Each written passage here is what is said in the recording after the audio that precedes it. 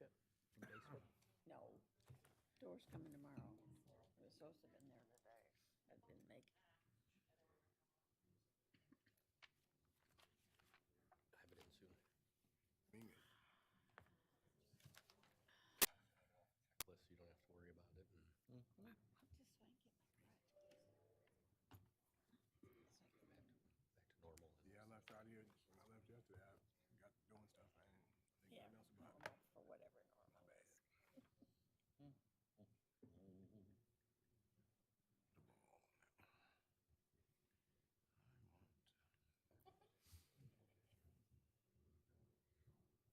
on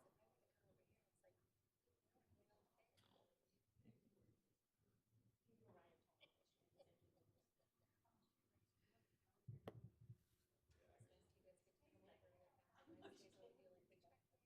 Oh, um, Kevin, the Michigan Townships Association and the Michigan Association of Planning will be sending a refund for where I was not able to attend. Thank you. I did arrange that, so something should be coming back. Thank you. We started in less than 2 minutes.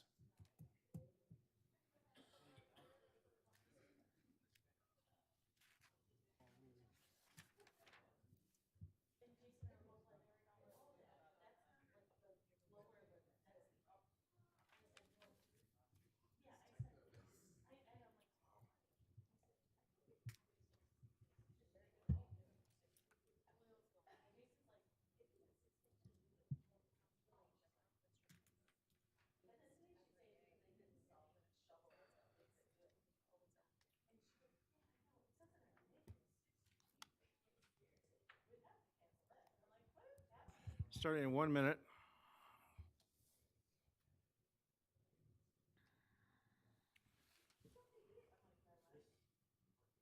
I really like the new clock. I love that new clock. You ordered it? Oh, so Yeah, I don't have to ask you guys what time and, yeah. You know, we are, people watch it actually on TV, quite a few people. And when we don't start on time, they think that we're not starting, not on.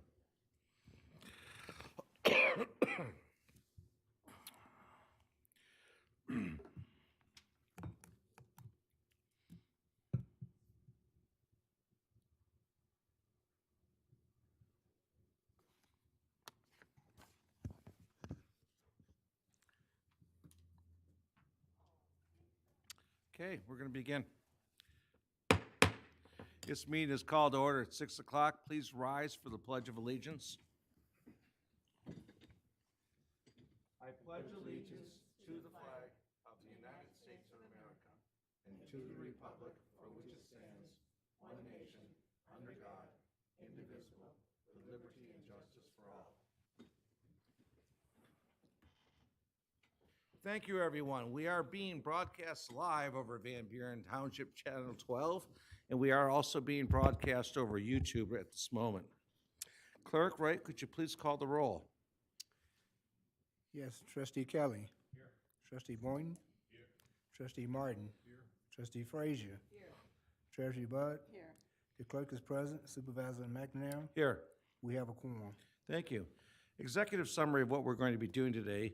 That we're going to be, first of all, having a consent agenda, which consists of our board meeting minutes, our special board meeting minutes, our prepaid lists, our voucher lists, and approval of a Van Buren Township Support Emergency Operations Plan. Basically, a plan of what we do during disasters. We update it every year through the police and fire and administration.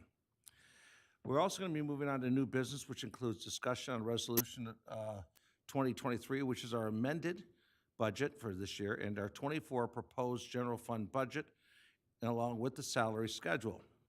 We'll have discussion on a resolution for 23 amended and 24 proposed water and sewer budgets, and the water rate fee schedules. We'll also have a discussion on resolution 23 amended and 24 proposed special revenue funds. We'll have discussion on community services job descriptions for a recreation programmer and a facilities coordinator.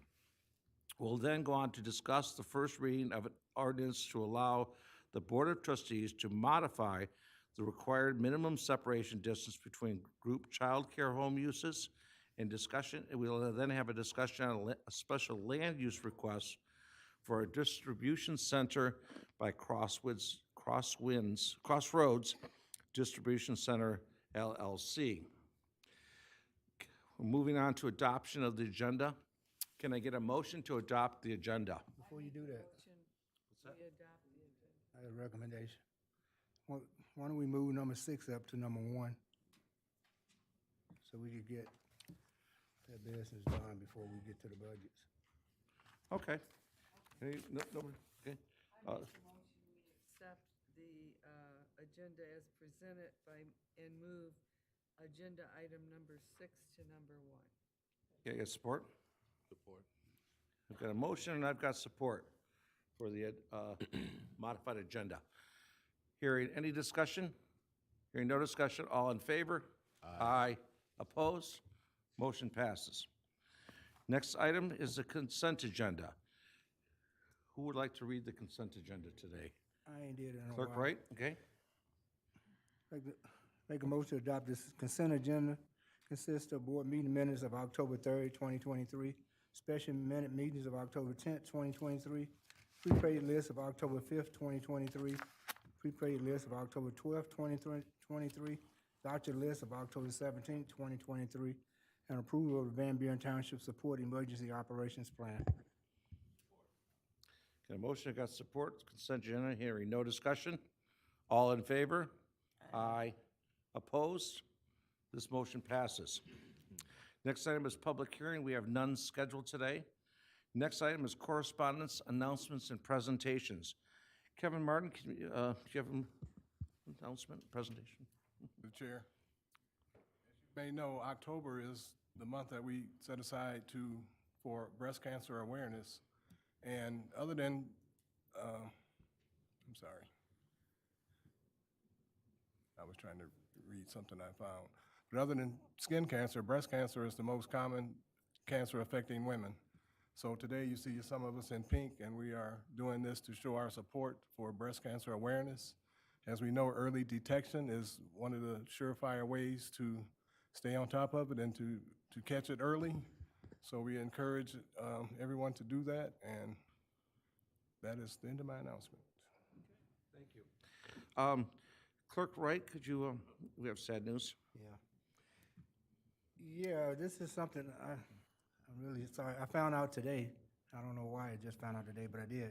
I'm deeply saddened to announce that former township supervisor and former township trustee, Paul White, wife passed away September 24th in his presence. I was a board member with Paul White for 8 years, 4 years as a supervisor and 4 years as a trustee. It was always a pleasure seeing his wife, Sue. She was always kind-hearted and full of joy. You know, losing someone we love is never easy. I would like to send our condolences from the Board of Trustees and prayers to Paul White and his family during this difficult time. Thank you. I'll make sure we send those out with the board's permission. I'll sign your names. Yes. Okay. Could I call for Director Zangland for an announcement?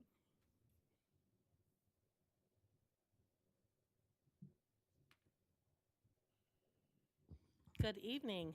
I can't reach over this computer.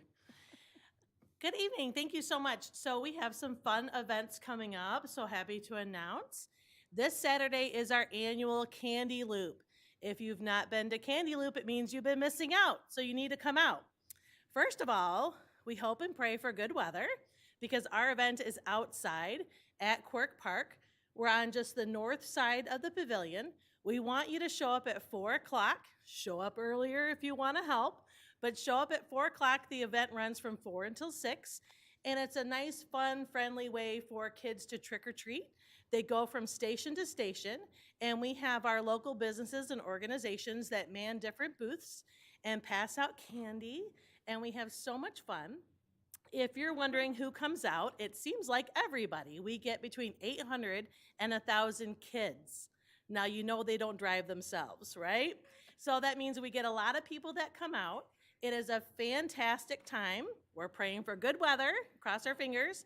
And, you know, it's just a great time to get together. You see lots of families, everybody's dressed up. There's so many just fun, creative costumes. We have a great time. That's Candy Loop at Quirk Park. This Saturday, we're not going to talk about rain, but we have a rain date of October 28th that we're not going to need because this Saturday is going to be beautiful. So we're hoping for that. That's Candy Loop. Our information's on the website. It's on our Facebook page. You can give Parks and Rec a call, and we'll be happy to fill you in if I've left some details out, but we hope to see you out. And, you know, Candy Loop comes before Halloween. And now in Van Buren Township, what comes after Halloween is pumpkin rollout. We're asking all of our families, make sure you save those leftover jack-o'-lanterns, save your pumpkins, bring them to Van Buren Park on November 4th at 10 a.m. We're going to be out there ready to roll those pumpkins down that sled hill. Why? Because it's weird, it's fun, and where else can you do that, right? So we're enjoying our sled hill in the fall, rolling our pumpkins down. We did it last year. We had between 50 and 75 people out. We had a blast. This year, we are so fortunate we have sponsorship through GrowthWorks. And GrowthWorks is sponsoring us. Probably the first 150 families will get free Detroit mini donuts.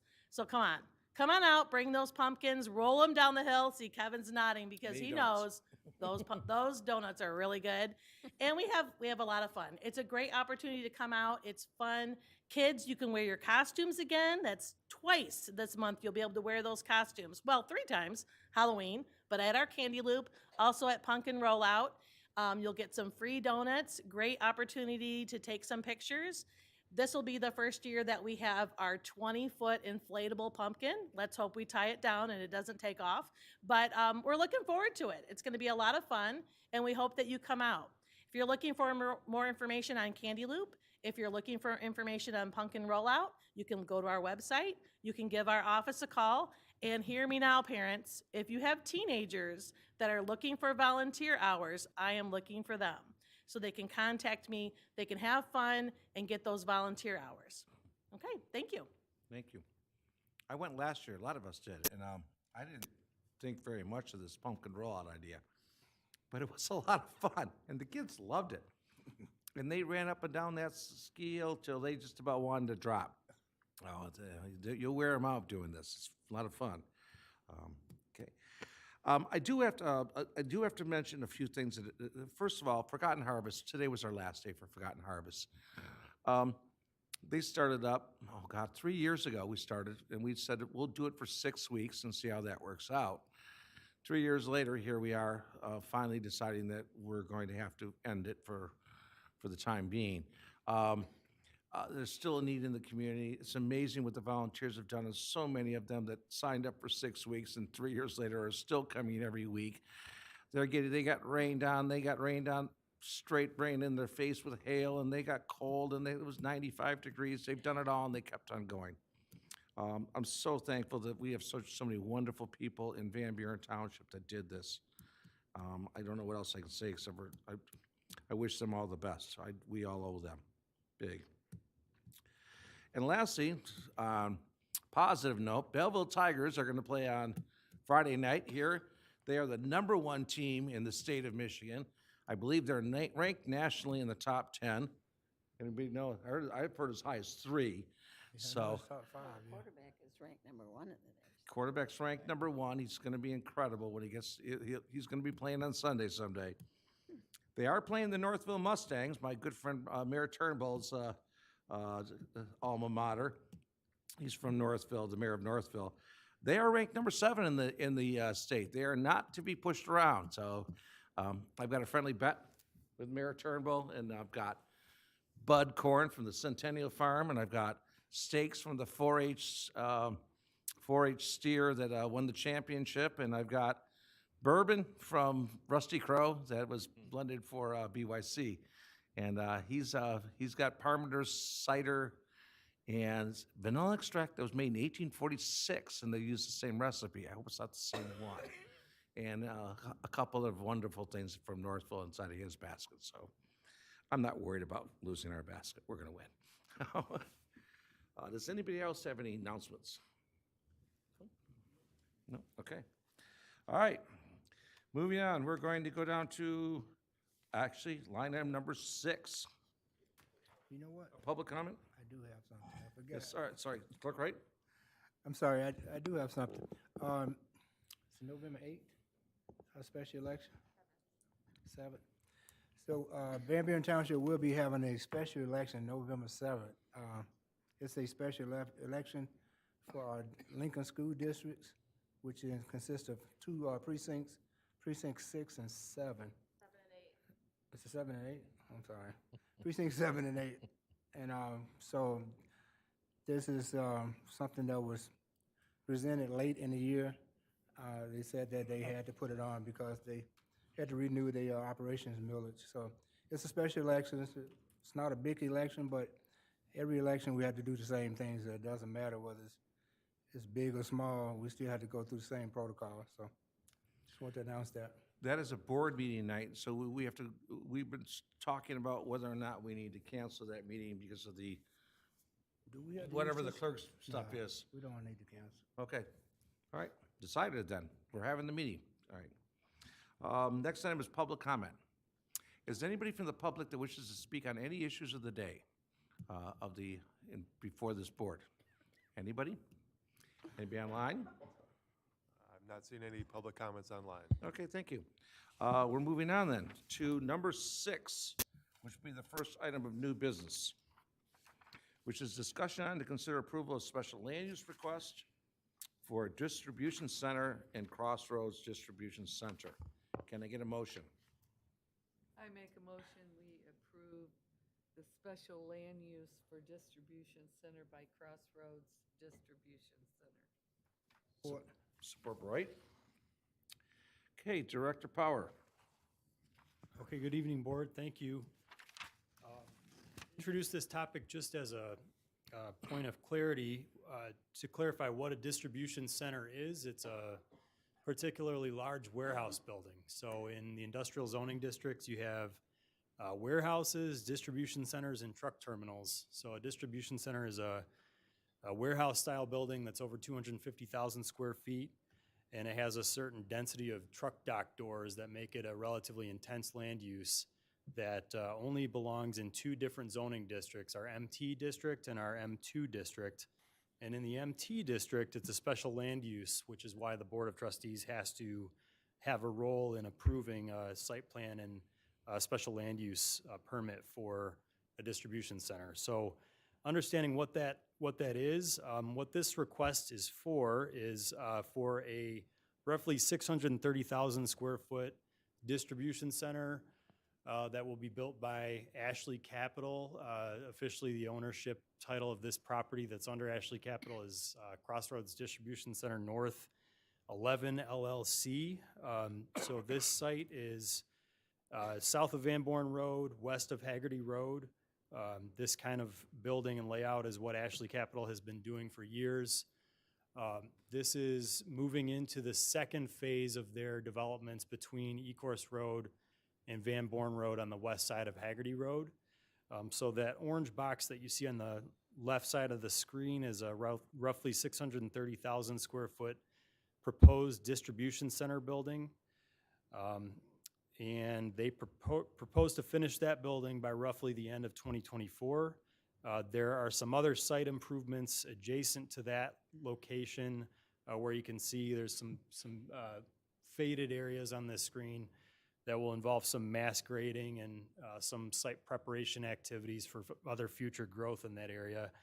But the specific request before the board at this time is just the distribution center special land use approval for that building. A little bit of statistics on that. The site where that building is located will be roughly 69-acre footprint out of 175 acres in this phase of development by Ashley. There will be 470, I believe, off-street parking spaces proposed with 277 trailer spaces. There are also office and different use areas within this building that are proposed.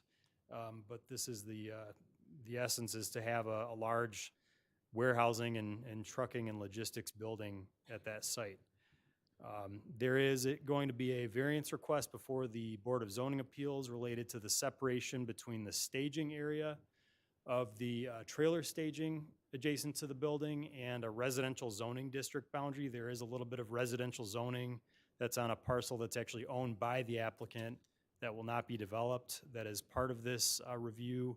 The standard setback is 350 feet.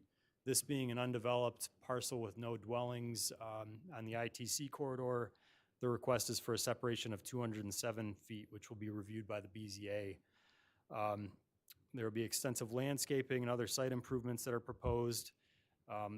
And then there's a lot of engineering and final site plan design work that is being done as we speak around the drains, the wetlands on this site, some other items that are being handled through a final engineering review.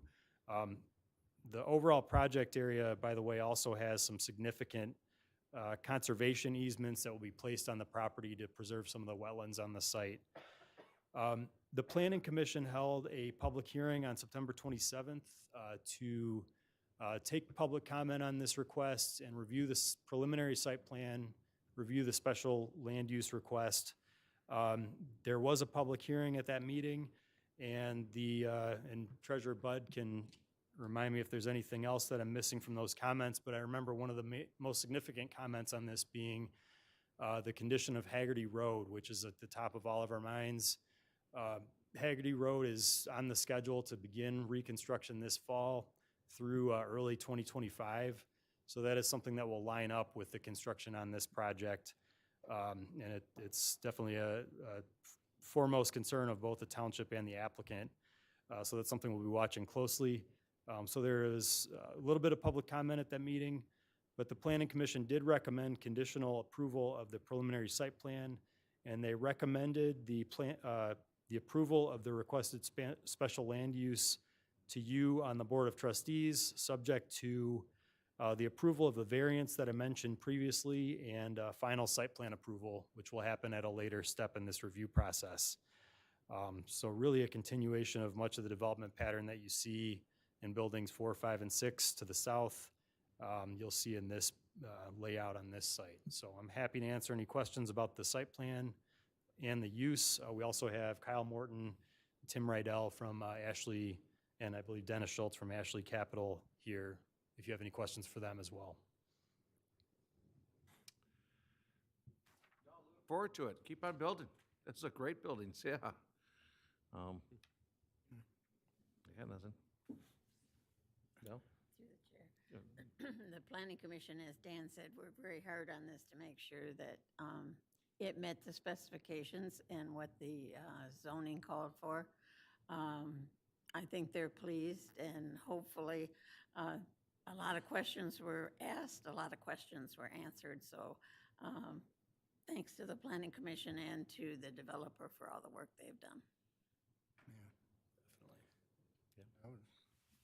I would just echo what the treasurer said. We have a great group of people on the planning commission, and I talk to Treasurer Bud all the time regarding the planning commission. We are the Board of Trustees, and we take their recommendation. Well, I know I do, and if they're okay with what's been submitted to them, according to the people that we have okay to be on that committee, then on that commission, I always take their suggestion, unless otherwise said.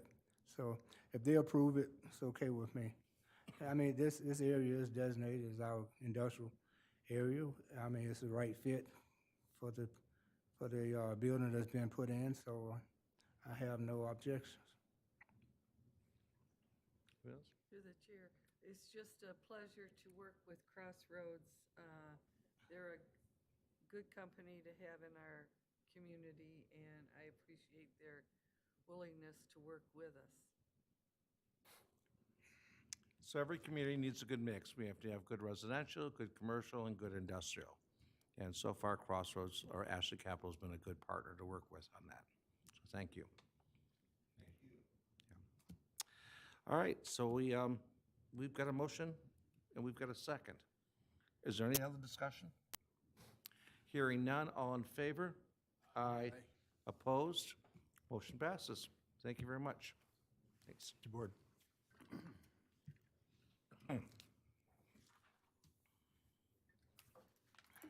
Okay, we're moving on. Next item is to discussion and to consider approval of a resolution for our 23 budget, 23 amended budget, and our 24 proposed general fund budget and our salary schedule. Can I get a motion? Through the chair, Mr. Bud. I make a motion that we amend the 2023 budget and adopt the 24 proposed general fund budget, noting that the revenue in excess of those noted shall be dedicated to fund balance. Fiscal year line items which are not expense will revert back to the net income. Approval of appendices noted above are part of the general fund budget. Revenue is tax administration fees to continue in the past. Adoption is by departmental total. Adoption of Resolution 2023-27, the General Fund 23 amended budget supersedes any prior resolution, and it also includes adopting the 2023-24 salary schedule. Support. Okay, support, Clerk Wright. Okay, so I guess I bring it forward, so. We're here to approve the budget. That's our biggest job. We've been staring at this budget now since January, and we've been working on it probably since February. Some of the highlights of this budget are, this is a balanced budget with revenues of about $24,260,000, with expenses of $24,240,000, leaving approximately a $20,000 surplus in the budget. We, of course, work all year long to reduce costs and to improve revenues, and we plan on doing that throughout the next year and hope to make that better. The budget includes a new combined department in the name of the Community Services. This group will include the senior and the recreation area, including the new community center. We have fully funded this area based upon studies by our staff and consultants to best estimate the costs going forward, and we'll work through the year to find savings where we can. After 7 years of upgrading the infrastructure in the township in the form of rebuilding the police, the fire, the parks, the administration building, and also rebuilding all the technology that drives the services in Van Buren Township, we are finally able to reap those benefits by switching from rebuild mode to maintenance mode. This budget includes the funds to maintain all systems and buildings. These were all identified in the township's capital improvement and their maintenance plans. These plans are the new Bible to keeping our infrastructure state-of-the-art into the future. We have also left a little capital improvement monies for the future upgrades to our areas, like monument signs, border signs, some expanded mowing, some park and some trail improvements throughout the community. Of course, we will still be heavily involved in the grant arena, where we've been killing it, actually. We've been killing it for the last few years. It promises to be a good year, too, next year, especially in the world of infrastructure. Infrastructure seems to be coming out of the state and federal government pretty easily. We've already recognized some of those in the area of Haggerty Road. We got more from Belleville Road. We expect more again from Belleville Road. We've got money, hopefully, for Tyler Road. We've got money, hopefully, coming in from Tyler Road sidewalks. We've got money that we're working on right now for water improvements and sanitary sewer expansion. And finally, we actually expect to get some more money for parks. We must mention that among the highlights of the year were the awarding of AA status, credit status. That's a double-digit increase, which is an incredibly rare thing. Standard & Poor's gave Van Buren Township and saying we're a AA community credit-wise. This award puts us in the same credit class as Canton, Livonia, and the state of Michigan. There are very few communities that have this high of a rating, and we got that rating before we did the Visteon settlement. I do want to thank the board, because I know you guys, we pulled a lot of hair out for a lot of times and made a lot of tough decisions. And I want to thank the staff, because quite frankly, they had to live it every day and sweat bullets every day. But I think it's probably some of the best work we've done here, and I'm very proud of what you guys have created in this budget. But thank you. This is our budget, and we built it. Anybody else want to make a comment? I will. I think it's, I will agree, but this is the first balanced budget that I've seen in the 15 years that I've been here. When I said, when we say balanced budget, we always have the money to fund the budget, but it always has been my belief that the budget should be balanced when you pass it, meaning that the monies, whether they're in some landfill fund or wherever they are, be pulled out and put together and brought forth to present a balanced budget. So I agree with what you did this year in regard to the balanced budget. We know the monies was always been pulled from another revenue source to circumvent what was short for the public safety and things of that, other budgets of that nature. But this is the first time that we have been presenting an actual balanced budget, and that's the way it should be. Truth to that. I'd just like to thank everybody and the department heads for working so hard on putting this budget together. It's a true testament to the hard work they put in. Bills? Okay. All right, we have a motion by Treasurer Bud and supported by Clerk Wright. Hearing no further discussion, all in favor? Aye. Aye. Opposed? This motion passes. Thank you, Board. Next item is to consider approval of a resolution for the 23 amended and the 24 proposed water and sewer budget and the water rate fee schedule. Can I get a motion? I make the motion to approve of Resolution 2023-28, 2023 amended and 23 proposed water and sewer budget and the water rate fee schedule. Martin? Okay, Director Lawrence. This again is, can you give us some of the highlights of this? And I guess the highlights would be about how much money do you have revenue, how much money you got going out, and what is the rate going to be for water next year? Okay, the projected water rate for next year, it's 5.9%.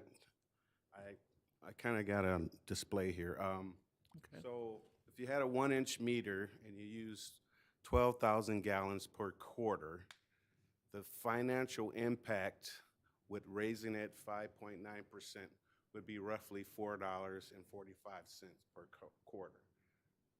On the sanitary side, it would be even lower.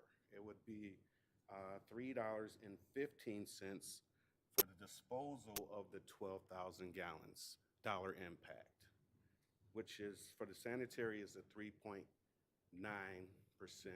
increase. And 12,000 gallons is a median? Yes, that's just. So the average bill will go up $7.50 per quarter? $7.60. Okay. All right, does anybody else have a question? No, I appreciate that explanation. I think it's the first time I've always heard the percentage rates, but it's the first time I've ever heard a explanation of how the percentage rate is equates to the average dispense of water and sewer, so I appreciate that. No problem. Yeah. We still are one of the lowest. I mean, we raise our rates before everybody else. They're all going up probably more than we are. And we're probably still in the bottom 2 or 3 lowest in the region. So Yeah, out of 15 communities, we are the second lowest. Yes. Okay. Only the city of Taylor would be lower. Okay. All right. Any questions? Okay, hearing no further questions, I have a motion by Clerk Wright, supported by Trustee Martin. Hearing no further questions, all in favor? Aye. Opposed? This motion passes. Thank you. Next item is discussion on the proposed special revenue funds budget. Can I get a motion? Treasurer Bud? Sure, I could do it. I make a motion that we approve Resolution 2023-29, the 23 amended, and the 2024 proposed special revenue fund budgets, which include the Downriver Development Authority, the Bevel Area Museum, the Local Development Finance Authority, the Federal Forfeiture Fund, State Forfeiture Fund, E91 Service Fund, the Landfill Fund, the Long-Term Debt, and the Capital Improvement Fund, noting that revenue in excess of those noted shall be dedicated to fund balance, and items not expensed shall revert to net income. And I think the titles alone pretty much explain what those special funds are and what they do. Support. Mr. Boynton. Okay. Um, Does anybody have any questions on the funds? Because those funds really are kind of run here. So they're all solid. They all really don't have that many. The BAM is a special purpose. What else is there? Is there any funds that's anything unusual going on? Let me see that for a minute. The DDA is solid, they're balanced, and they have a strong surplus right now, which we are holding on to hopefully rebuild Belleville Road going north. We are hoping to do that in 2 years. The Belleville Area Museum is funded, and it's getting some work done this year. There'll be a little bit more for next year. The LDFA is actually going to have a cash surplus next year for the first time in many years with the Vistion settlement. It won't last more than a year or two before it goes back in a deficit, but it will for a short while. Federal Forfeiture Fund, we're not using that this year, but we usually stockpile it, use it to buy things like vests for the cops and things like that. The 9/11 Service Fund helps us to pay for our dispatchers for our 9/11. The landfill fund is a fund that is used to back up the general fund. The long-term debt fund is the fund that we use to back up long-term debt, which means Vistion, retiree medical, any bonds that we might have out there, which we only have really one left. And the capital improvement fund is in case we end up with a large capital improvement that we want to do. We slowly but surely grow it. Any questions? We have a motion by Treasurer Bud, supported by Trustee Boynton. Hearing no further discussion, all in favor? Aye. Opposed? This motion passes. Next item is discussion on to consider approval of the community services job description for recreation programmer and facilities coordinator. Can I get a motion? I make a motion to approve the community service job description for recreation programmer and facilities coordinator. Support. Okay, Director Sumter. Good evening, Board. I am here today to ask you to consider approval for the community service job descriptions for the recreation programmer as well as the facilities coordinator. I would like to ask you beforehand, before I close out, do you have any questions from your preview of the board packet from last week on these items? None? What you mean? Okay. Well, with that, I ask for approval. They understand that. Could you give us, give the, I ask for give the- approval now. could you give the public a short description of what a recreation programmer is? Sure. The recreation programmer is going to be the employee that helps Director Zangline with the day-to-day, including the oversight and identifying different programs such as educational, social needs, as well as any training and maintaining records for the employees. This will be her right hand for the new VBC that is building currently now. And she or he, will also help out with any of the program oversights that is created during that time. A little brief description on the facilities coordinator. That person will be responsible for, again, the day-to-day of the maintenance of the building. So that will be another person that will be under the direction of Director Zangline. They'll be for the Van Buren Community Center for the facility. VBC, coordinator. Yeah. correct. Clerk, right? Are both of these positions, both of them full-time? They are both full-time, yes, sir. They You were said, spelled out in the budget that was presented to us from Plant Moran, and we've always known that sooner or later we were gonna have to hire them. you said it's a she? He or she. Or one more? Oh, I'm just messing with it. That's it. That's it? Okay. All right, any other questions? I've got a motion by trustee Frazier, supported by trustee Boynton. Hearing no further discussion, all in favor? Aye. Opposed? This motion passes. Thank you, Board. Next item is to consider the first reading of an ordinance to allow the Board of Trustees to modify the required minimum separation distance between group child care home uses. Can I get a motion and read it, please? Thank you. Move to consider approval of the first reading of ordinance 10-17-23 to allow the Board of Trustees to modify the required minimum separation distance between group child care home uses.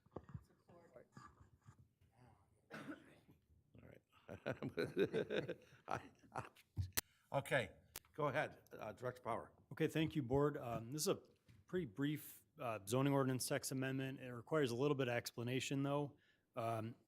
In the state's Zoning Enabling Act that was passed in 2006, there are a number of uses that are identified in state law that are applied broadly throughout the state and end up being in a position where they can be permitted uses regardless of local zoning.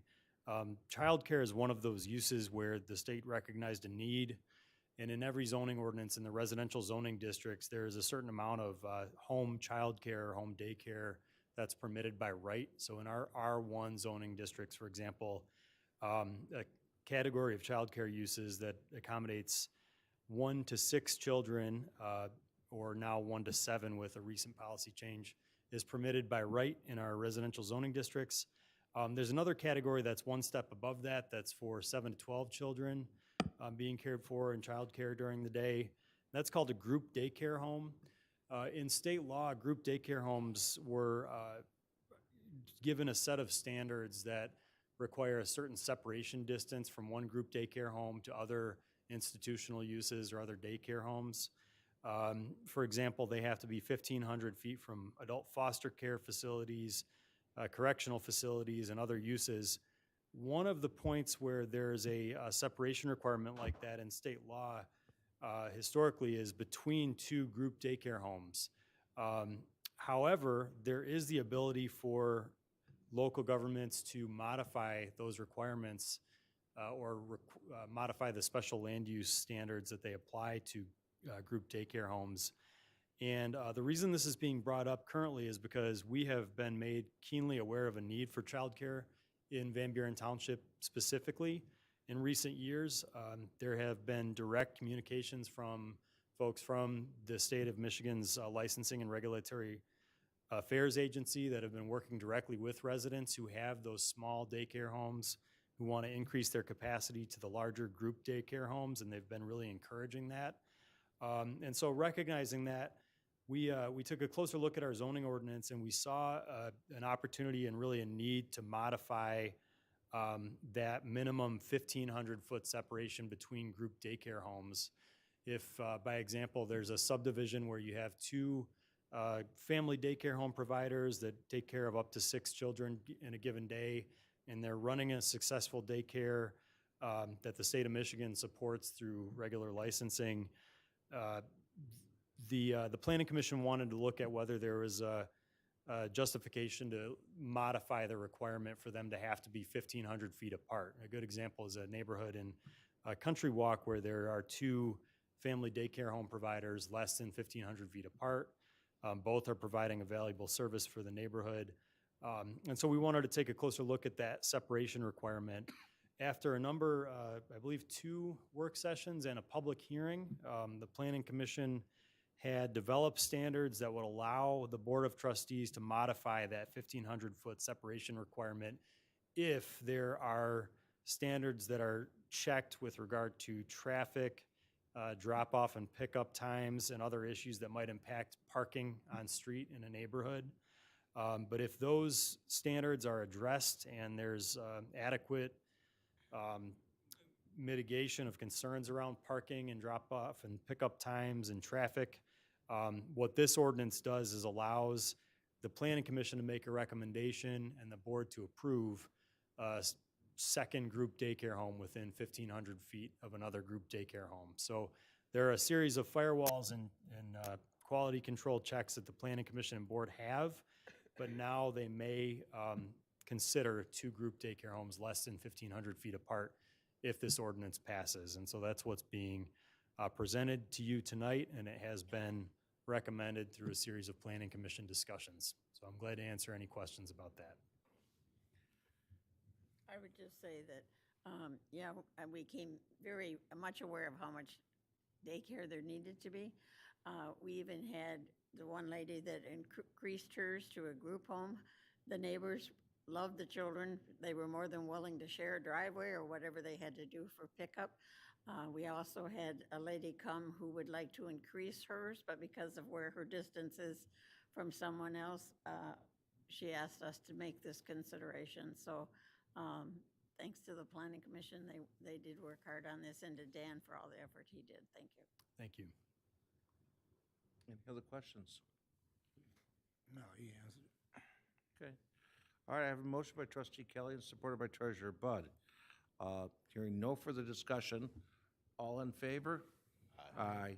Opposed? Motion passes. Thank you, Director. Thank you, everybody. Moving on, we have no reports to do today, so we're into public comment for non-agenda items. Is there anybody for the public that wishes to make comment on non-agenda items? Anybody from the public that wishes to make comment on non-agenda items? Nope. Or online. Thank you. Board comments. Does the board want to make any comments? No? Nope. Can I get a motion for adjournment? So moved. Mr. Boynton? Mr. Wright? Hearing no further discussion, all in favor? Aye. Aye. Opposed? We are adjourned. Okay.